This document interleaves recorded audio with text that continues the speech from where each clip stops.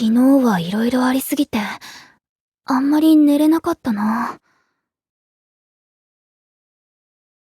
こっちに戻されちゃった後、みんなとも話したけど、これからどうしようか。私、もう一回、あの子に会いたいな。大鳥さん。私ね、ちょっと前に、大好きだったおじいちゃんとお別れしたんだ。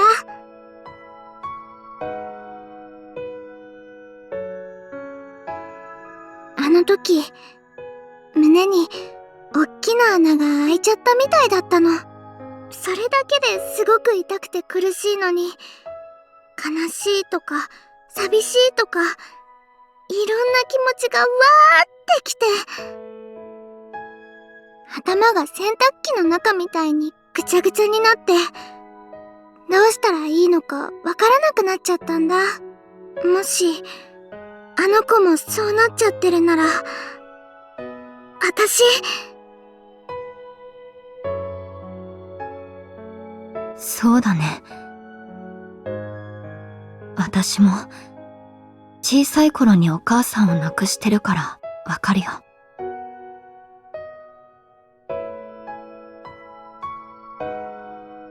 家族3人で過ごしてた頃を思い出すのが辛くて、思い出に蓋をしてたな。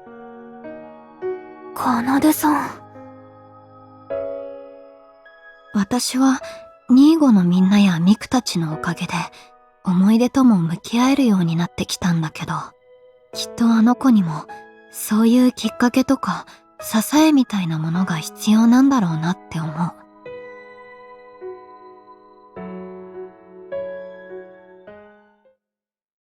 思い出に、蓋か。本当に。あの子にとって、おばあさんとの思い出は、苦しいだけのものになっちゃったのかな。大切な人とのお別れ。想像がつかないな。私は、あの子に何ができるんだろう。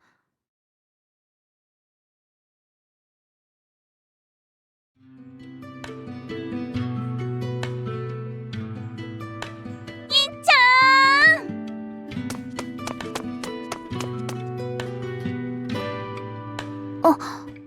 おはよう、サキ。おはよう。ねえねえ、これ見てよ。もう最悪などうしたの？急に腕まくって。腕の内側、なんか赤いあざができてない？そうなの。参考書とか資料集とかカバンに入りきらなくてトートバッグで持ってきたんだけど、こんなになっちゃって。痛くない？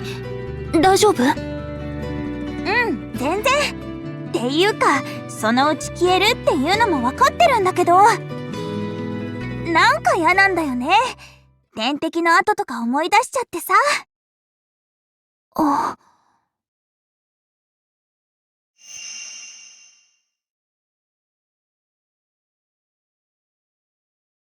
そうだ。私も、もしかしたら、経験してたかもしれないんだ。いっちゃん？もし、サキの病気が、もっと重いもので、それで、サキがいなくなっちゃってたら、おーい、いっちゃん？あ、ごめん。ちょっと考え事してて。大丈夫？なんか顔色悪いよ。ほら、昨日、はるかたちと会って、世界の話をするって言ったでしょ？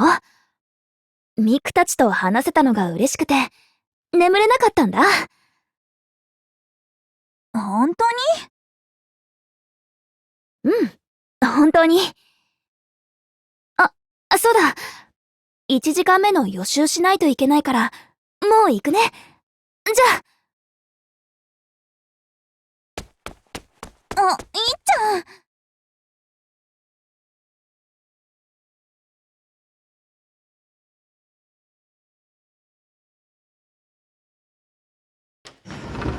ん。ミク、いる？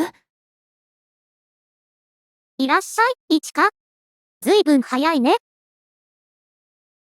うん。ちょっと考えたいことがあって。考えたいこと？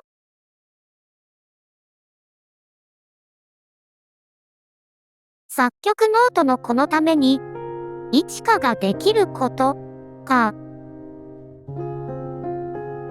私、あの子に作曲ノートを捨ててほしくないし、音楽もやめないでほしいんだ。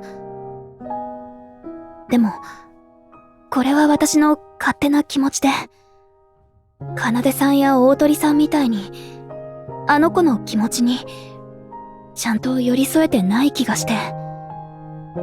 なるほどね。だけど朝、先に会って、すごく怖いけど、あの子の気持ちを知るためにも、想像でも、考えてみなくちゃって思ったんだ。大切な人とのお別れを。それで、その時、私はどうするんだろうって。いちか。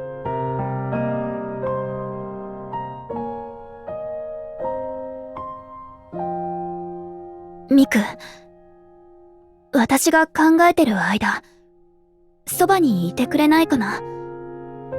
一人じゃ、ちょっと怖くて。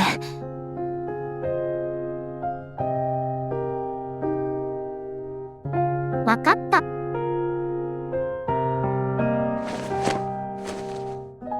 ありがとう、ミク。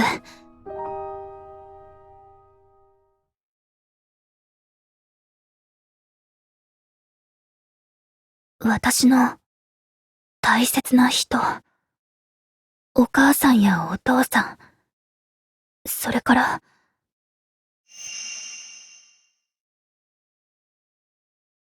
もし、みんなとのお別れが来たら、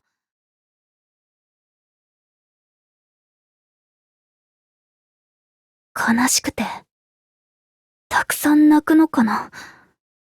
うん。信じられなくて、泣けない気がする。やっと、一緒にいられるようになったのに。バンドだって、みんなで頑張ってプロになって、毎日世界に行って練習して。なのに、みんなが、もうどこにもいないなんて。あ、そっか。演奏も、もう一緒にできない。さきのキーボードも、志保のベースも、ほなみのドラムも、もう、弾けなくなるんだ。そんなの。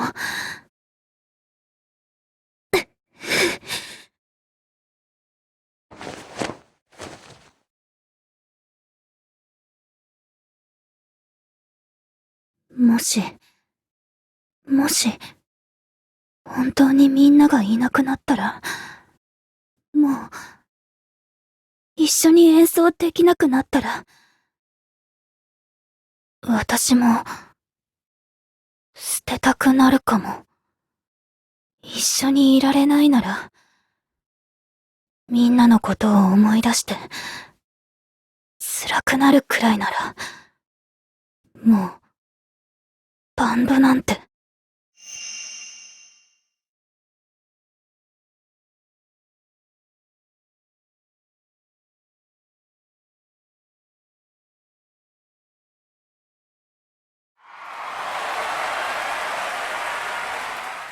あ、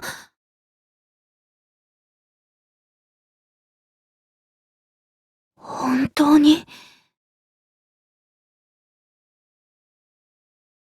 本当に、もう、思い出したくなくなっちゃうのかな。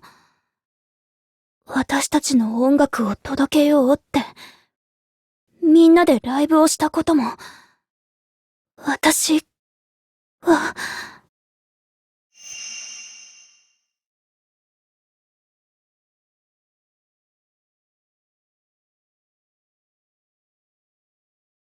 私は、みんなの演奏が、レオニードの音楽が、大好きで、忘れたく、ない。忘れるなんて、できない。だから、もし、一人になったとしても、私は、音楽を続けたい。私たちが届けたかった音楽を、届け続けるために。出たね、答え。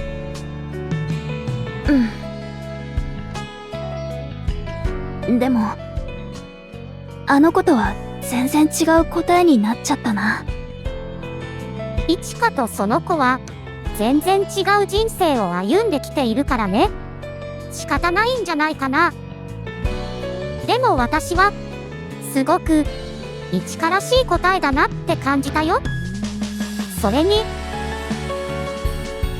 どんな思いも自分の一部として受け入れて、曲に歌に演奏、いろんな形で表現する、そんな一人前のアーティストとしての覚悟を感じたよ。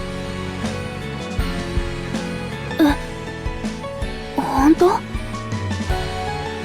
ふふ、嘘なんて言わないよ。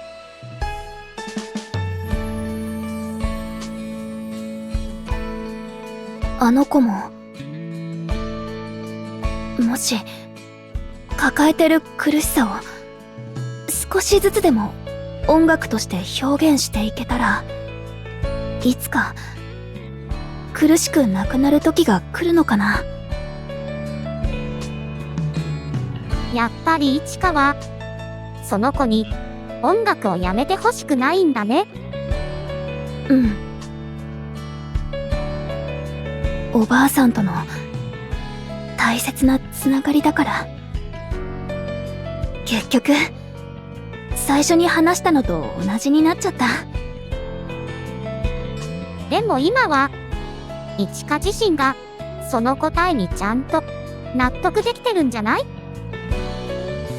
そうだね。ミク、ありがとう。そばにいてくれて。